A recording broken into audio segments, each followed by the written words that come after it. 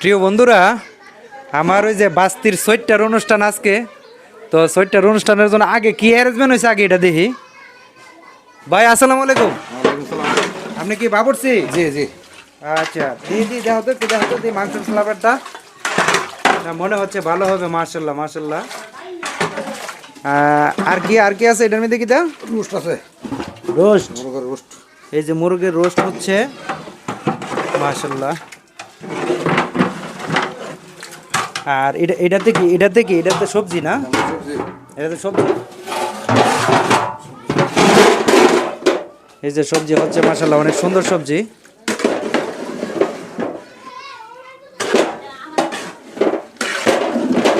যাক দেখি একটু।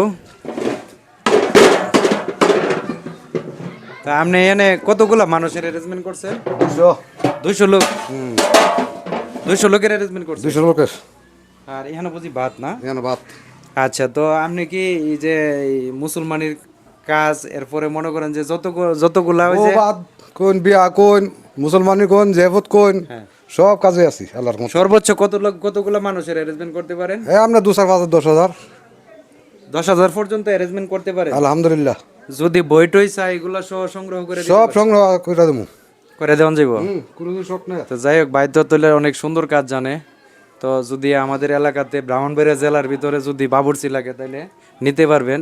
তো আমার এই যে বাস্তির আজকে ছয়টার অনুষ্ঠান, আর কি অন্য অন্য ডিস্ট্রিক্টে কী বলে আমি জানি না। এই ছয়টার অনুষ্ঠানের জন্য আজকে এই আয়োজন, এই অ্যারেঞ্জমেন্ট। তো এই অ্যারেঞ্জমেন্টটা আজকে করলাম আমরা ছোটো মোটো করে, 200 মানুষের অ্যারেঞ্জমেন্ট। আজকে আত্মীয় স্বজনে মানে বাড়িঘর ভরপুর। কিছুক্ষণের মধ্যে হানা আরম্ভ করব ইনশাল্লাহ। তো সবাই দোয়া করবেন যাতে আমাদের হানাটা সুন্দর মতে তৃপ্তি মতে মানুষ খাইতে পারে। আত্মীয় স্বজন যারা আসছে সবাই কিন্তু আমার ঘনিষ্ঠ লোক।